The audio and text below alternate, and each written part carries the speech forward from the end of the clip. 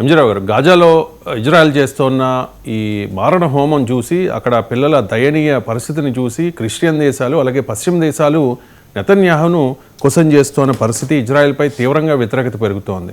So Christian దేశాలు పశ్చిమ దేశాల ఆగ్రహం నేపథ్యంలో నెతన్యాహు కానీ ట్రంప్ కానీ వెనక్కి తగ్గే అవకాశం ఉందా? ట్రంప్ గతంలో చెప్పారు గాజాను స్వాధీనం చేసుకుంటాము అని చెప్పి, నెతన్యాహు కూడా అదే విధంగా ఆయన పనిచేస్తున్న పరిస్థితి కనిపిస్తోంది. సో ఈ ప్రపంచం నెతన్యాహు చర్యలపై ఏ రకంగా ప్రతిస్పందిస్తుంది అంటే ఏం చెప్తారు? ఎస్ అండి, ఇక్కడ గాజా అనగానే నేను ఒకటే చెప్తున్నా, Israel one of the modern warfare nation. Israel తన యొక్క శక్తినంతటిని అక్టోబర్ 7, 2004 నుండి 2023 నుండి, అంటే గత 2 సంవత్సరాల నుంచి గాజా అంటే పాలస్తీనియన్ టెరిటరీ, 55 లక్షల జనాభా ఉన్న పాలస్తీనాలో గాజా అనేది చాలా చిన్నదండి. అక్కడ సుమారు 5 లక్షల జనాభాలో 60,000 మంది చనిపోయారు. ఇందులో ఎక్కువ మంది చిన్న పిల్లలు, అదేవిధంగా స్త్రీలు. చిన్న పిల్లల పరిస్థితి ఎలా ఉందంటే అక్కడ ఫుడ్ లేక ఉప్పు నీళ్లు పట్టిస్తున్నారంట తల్లులు పాలు ఇవ్వలేని పరిస్థితి, తల్లి పాలు రావడం లేదు, పాల సహాయం లేదు. యుఎన్ఎయిడ్ అని యునైటెడ్ నేషన్స్ ఇది ఫుడ్ సహాయం ఆహార పథకం కూడా అక్కడ అమలు కావడం లేదు. ఎందుకంటే ఇజ్రాయెల్ అన్ని దారులు మూసేసింది, మిగిలిన ముస్లిం కంట్రీస్ నుంచి కూడా రావడం లేదు. చాలా డేంజరస్ పొజిషన్ ఉంది. ఇప్పుడు ఆల్ జజీరా చెప్పే వార్తల ప్రకారం 60,000 మంది పౌరులు చనిపోయారు, ఎక్కువ మంది పిల్లలు. తర్వాత గాజాలో అంటే దయనీయమైన పరిస్థితులు ఈ ఫోటోలు బయటికి వెళ్తున్నాయి. ఈ ఫోటోలు చూసి ఇజ్రాయెల్కి పూర్తి సహాయం ఇస్తూ ఇప్పటివరకే పాలస్తీనాని గుర్తించని వైట్ అంటే క్రిస్టియన్ కంట్రీస్, ఎందుకంటున్నానంటే క్రిస్టియన్ కంట్రీస్ అని ఎందుకంటున్నానంటే క్రిస్టియన్స్ కూడా అనవసరంగా సపోర్ట్ చేయరు.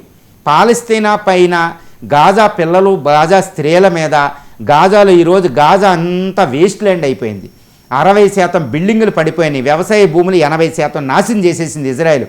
అక్కడ జీనోసైడ్కి ఏమాత్రం తక్కువ కాదు. ఇప్పుడు Christians especially Britain, France, Spain, ఆస్ట్రేలియాలో, సిడ్నీ, ఈవెన్ అమెరికన్స్ అండి, ఈవెన్ కెనడాలో ఇజ్రాయెల్కి వ్యతిరేకంగా వాళ్ళు ప్రదర్శన చేస్తున్నారు ప్రజలు.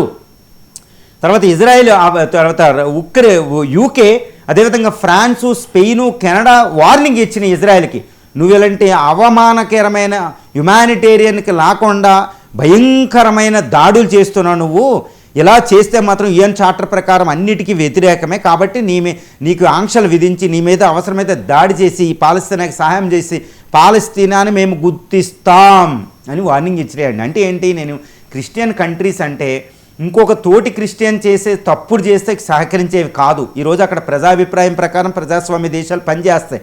బ్రిటన్, ఫ్రాన్స్లో ఈరోజు అవి అడ్డం తిరిగినాయి. జర్మనీ ఒప్పుకోవడంలే. మొన్న సిడ్నీ బ్రిడ్జి మీద లక్షలాది మంది పీపుల్ గాజా యుద్ధానికి వ్యతిరేకంగా మాట్లాడారు. ఈరోజు వాషింగ్టన్ డీసీలో అమెరికా అధ్యక్షుడు సపోర్ట్ చేసినందుకు అమెరికన్సే రెచ్చిపోతున్నారు. హార్వర్డ్ యూనివర్సిటీ అయితే బ్యాన్ చేసింది, ఒక రకంగా మాట్లాడింది. ఎంతైనా ఆగుతులేదు. నెతన్యాహు, ట్రంప్కి చాలా వ్యతిరేకం ఉంది. ఎందుకు అంటున్నానంటే ఈ గాజాలో నరమేధం చూసి, పిల్లల వేదం చూసి, వాళ్ళు మాల్ న్యూట్రిషను, స్టార్వేషన్తో రోజుకి 50 మంది పిల్లలు ఆకలి సావులు చనిపోతున్నారు. ఇది ఇంకా వికటించవచ్చు, చాలా ప్రమాదం అనేది తెలుస్తుంది. అంటే అంతర్జాతీయ చట్టాల ఉల్లంఘన జరుగుతుంది. దీనికోసం వైట్ ఇప్పటివరకే పూర్తిగా సపోర్ట్ చేసిన, ఇజ్రాయెల్కి పూర్తిగా సపోర్ట్ చేసిన క్రిస్టియన్ వెస్టర్న్ కంట్రీసే ఈరోజు అలాంటి జరగకూడదు, యుఎన్ చార్టర్ని ఫాలో అవ్వాలి, నువ్వు తప్పు చేస్తున్నావని నెతన్యాహుని, ట్రంప్ని చీల్చి చెండాడుతున్నారనమాట. అంటే ఏంటి, మనకి మంచి జరగబోతుంది. ఇంకా ఇజ్రాయెల్ యుద్ధం చేసే అవకాశం లేదు. కానీ నెతన్యాహుకి ఇక్కడ ఒక ప్రాబ్లం ఉంది. తన యుద్ధాన్ని ఆపిన మరుక్షణం అక్కడ కోలిషన్ గవర్నమెంట్ పడిపోతుంది. యుద్ధం వల్ల అక్కడ ఉంది యుద్ధ గవర్నమెంట్ కాబట్టి, ఎందుకంటే అక్కడ ప్రజాస్వామ్య దేశం. అదేవిధంగా అపోజిషన్ పార్టీలో ఆయన మీద ఎంక్వైరీ జరగబోతుంది. యుద్ధం ఆగానే ఎంక్వైరీ. అంటే ఏంటి, తను యుద్ధం చేసినంత వరకే పదవిలో ఉంటాడు. కాబట్టి ఇప్పుడు గాజాను కూడా ఆక్యుపై చేసుకుంటున్నాను, టోటల్ కంట్రోల్ అంటున్నాడు. ఇది చాలా తప్పు.